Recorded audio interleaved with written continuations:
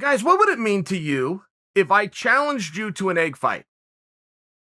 If I said I want to egg fight you, what do you think that we've now just agreed to do? And I'll tell you why I asked this question. This was a tradition in my family that I was not aware was a tradition in my family. I thought it's just what it was. I thought everybody did this. And here's how it looks. Okay, you boil up your eggs, you decorate them. You come and you egg fight, which means I'm holding my egg, you're holding your egg. You tap the top of my egg. One of our sides is going to break, and then we go back and forth until both sides are broken. Whoever's egg breaks on both sides first, which is usually whoever's side breaks first, they lose the second one as well. Then you have to eat the egg. So if you want to go around an egg fight, if that's like something fun to do, okay, great. But if you're not winning, you're going to have to eat a lot of eggs. It's just one of these things. But I thought that people did it, and I just had to teach it to my son. And he loved it, except the eat the egg part he wasn't into. But if you do egg fights, I mean, it will change the way that you decorate an egg. You will look at eggs very differently. I mean, you'll learn tricks. A great trick is nail polish instead of paint.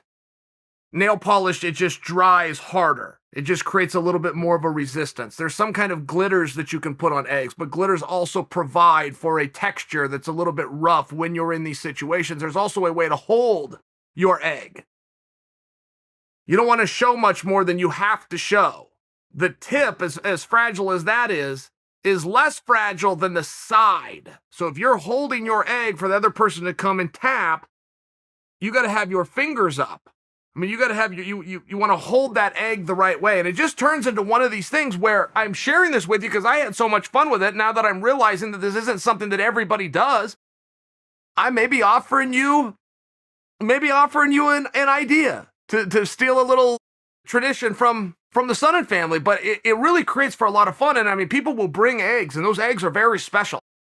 Each family will bring a dozen eggs when we have a gathering.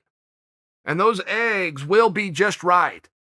And I know the very first thing you're going to think is, okay, I want the biggest egg out there. I've seen more success with the smaller eggs. The smaller eggs carry like a different level of density. That shell is just different. I do the opposite. I don't look for the big egg. And I have met a few tough big eggs before.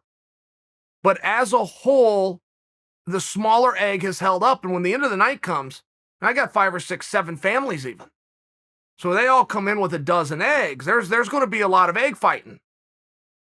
One egg is going to be the egg at the end of the night. I would just encourage you, if you're going to take this idea, get a little bit into it. Get competitive. Start learning about different paste and different polishes that you can slip those through the rules.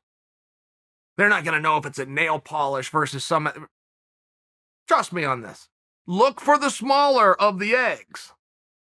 And then make sure that you do maintain the rule, though, because it's particularly the younger members, the kids. Make sure you maintain the rule. They got to eat the egg. If you lose, you got to eat it. You want to egg fight your cousin against somebody else, you want to go grab another egg, no problem. You got to eat that one.